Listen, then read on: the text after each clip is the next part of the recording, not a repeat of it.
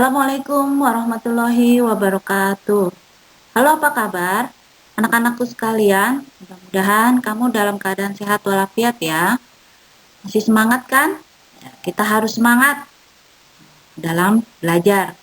Nah, untuk kali ini materi pembelajaran IPA kelas 6, kita akan membahas tentang manfaat adaptasi makhluk hidup bagi manusia dan lingkungan, serta Ibu tambahkan pelestarian hewan dan tumbuhan. Nah, ini berada dalam tema 2, persatuan dalam perbedaan, dan subtema 3, satu kita teguh. Kita mulai materi pembelajaran kita kali ini dengan membaca bismillah. Bismillahirrahmanirrahim. Nah, anak-anak, langsung saja ya kita mulai. Adaptasi makhluk hidup bertujuan untuk mempertahankan kelangsungan hidup. Nah, makhluk hidup pada umumnya memiliki kemampuan untuk menyesuaikan diri terhadap lingkungannya ya. Nah, hal ini bertujuan untuk mempertahankan kelangsungan hidup. Kemampuan makhluk hidup untuk menyesuaikan diri terhadap lingkungannya itu disebut adaptasi. Nah, setelah kita pelajari juga pada pelajaran sebelumnya ya. Nah, selain untuk mempertahankan kelangsungan hidup, adaptasi makhluk hidup juga menjadikan makhluk hidup itu dapat bermanfaat bagi manusia dan lingkungannya. Ya, seperti misalkan ada hewan yang beradaptasi dengan lingkungan dingin. Nah, dia akan menghasilkan bulu yang tebal. Nah, bulu-bulu yang tebal itu bisa bermanfaat bagi manusia. Misalkan pada bulu domba, ya kan? Bulunya bisa dimanfaatkan menjadi benang wol untuk dipintal kemudian menjadi pakaian hangat bagi manusia. Ya, nah kita langsung saja kita lihat manfaat hewan bagi manusia. Ya, antara lain sebagai penghasil bahan pangan, ya seperti telur, daging, bulu, dan lain-lain. Kemudian penghasil bahan sandang seperti sutra, jaket, sutra kulit, ya kulit sebagai bahan pembuatan jaket. Sebagai penghasil kerajinan yang ketiga. Kemudian penghasil pupuk seperti pupuk kandang yang berasal dari kotoran ternak. Ada sapi, kerbau, kambing. Nah, itu kotorannya bisa dijadikan sebagai pupuk kandang, pupuk organik ya. Kemudian penghasil tenaga seperti gajah, kuda. Nah, kerbau untuk membajak, gajah untuk mengangkut kayu-kayu yang berat ya kan. Nah, itu adalah manfaat hewan bagi manusia. Nah, kemudian makhluk hidup yang lain selain hewan apa? Yaitu tumbuhan. Nah, ini juga bermanfaat bagi manusia. Nah, di antara lain yang pertama, tumbuhan sebagai pembersih dan penyejuk udara. Kita tahu kan tumbuhan menghasilkan oksigen dari hasil fotosintesisnya. Nah, itu menghasilkan oksigen sehingga udara jadi sejuk untuk pernapasan kita. Kemudian tumbuhan sebagai sumber bahan pangan, sayur-sayuran, buah-buahan, ya kan, yang sehat untuk bahan pangan kita. Kemudian bahan material bangunan, diambil kayunya, rotan untuk kursi, ya kan, bahan bangunan. Kemudian menambah nilai estetika sebagai obat-obatan dan bahan baku industri. Nah, banyak tumbuh-tumbuhan dijadikan obat-obatan seperti kencur, kunyit, daun sirih, dan masih banyak lagi tentunya. Di Indonesia banyak sekali tumbuh-tumbuhan dan hewan yang tumbuh di tanah air kita yang kaya raya ini. Nah, kita harus syukuri dengan memanfaatkannya dengan sebaik-baiknya. Ya, anak-anak, semoga dapat dimengerti. Kemudian, di slide ini ada contoh hewan dan tumbuhan serta manfaatnya bagi lingkungan. Di antaranya nih ya, ada hewan semut. Nah, seperti ada di buku paket kamu di halaman 83. Semut merupakan hewan yang kecil, yang mudah ditemui, yang kita sering lihat. Nah, keberadaan semut yang berkoloni atau berkelompok dengan jumlah yang sangat banyak mengajarkan kita pentingnya persatuan dan kesatuan. Semut juga mengajarkan manusia untuk berbagi. Semut bermanfaat untuk menjaga kebun dari serangan hama dan penyakit. Ya, semut kalau bertemu seperti kita lihat dia salaman. Kalau ketemu salaman, ketemu temennya salaman. Nah, semut juga punya antena untuk mendeteksi jalan sarangnya, kemudian mendeteksi makanan. Ya, nah kita bisa belajar dari hewan semut. Kemudian yang kedua adalah domba, hewan mamalia yang banyak dipelihara oleh manusia ya, sebagai hewan ternak. Dagingnya sebagai bahan makanan, kulitnya bisa menyesuaikan dengan kondisi alam. Dan bulu-bulu domba juga bisa digunakan sebagai bahan baku untuk membuat pakaian. Ya. 3, hewan tanaman atau tumbuhan, cocor bebek namanya. Tanaman yang mudah ditemui di daerah iklim tropis. Bermanfaat untuk manusia sebagai bahan obat-obatan. Nah, dipercaya untuk menyembuhkan demam, luka, dan penyakit asma. Yang keempat, pohon bidara. Nah, pohon yang banyak sekali manfaatnya, mulai dari akar, batang, daun, dan bunga bidara, punya banyak manfaat yang berbeda-beda. Nah, di sejumlah daerah, kayu bidara dijadikan bahan baku kerajinan ya. Nah, ada juga seperti pohon kelapa, dari akarnya, daun, sampai buahnya, itu bermanfaat. Ya, itu adalah contoh hewan dan tumbuhan yang bermanfaat bagi lingkungan kita. Oke anak-anak, mudah-mudahan dapat menambah wawasan kamu ya. Nah, anak-anak, pemanfaatan hewan dan tumbuhan oleh manusia terkadang ada efek negatifnya. Nah, kalau terus-menerus kita ambil, kita pakai, kita kelola, nah kita manfaatkan, tentu hewan dan tumbuhan itu lama-lama akan habis. Apalagi hewan yang susah untuk berkembang biak. Ya, misalkan ada burung cendrawasih. Nah, hewan itu berkembang biaknya sangat lama dan jumlahnya juga sangat sedikit. Kalau kita manfaatkan bulunya terus, lama-lama hewan itu akan punah, akan menjadi hewan langka, jumlahnya jadi sedikit. Nah, begitu juga tumbuhan. Kalau kita gunakan terus, kita tidak tanam kembali, nah maka jenis hewan atau tumbuhan tersebut akan menjadi langka, akan jarang kita temui lagi. Nah, lama-lama akan menjadi punah. Ya. Nah, bagaimana biar kita bisa memanfaatkannya terus-menerus? Kita harus melestarikannya. Ya.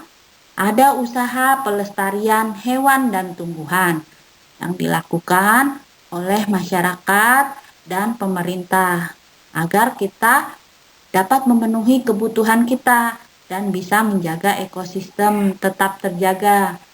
Ya, hewan dan tumbuhan tidak menjadi langka karena kita manfaatkan terus. Nah, anak-anak, dalam pelestarian hewan dan tumbuhan merupakan usaha untuk melindungi hewan dan tumbuhan tersebut agar tidak punah.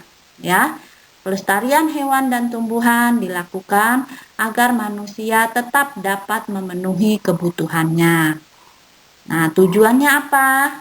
Tujuan pelestarian hewan dan tumbuhan adalah menjaga keseimbangan ekosistem agar kehidupan di muka bumi ini tetap berjalan dengan baik, tetap seimbang ya antara makanan dan hewan yang berada di lingkungan tetap terjaga, tetap cukup dalam jumlah yang cukup, tetap seimbang ya. Kemudian tujuan pelestarian yang kedua adalah melestarikan keanekaragaman hayati yang bermanfaat bagi ilmu pengetahuan dan masyarakat.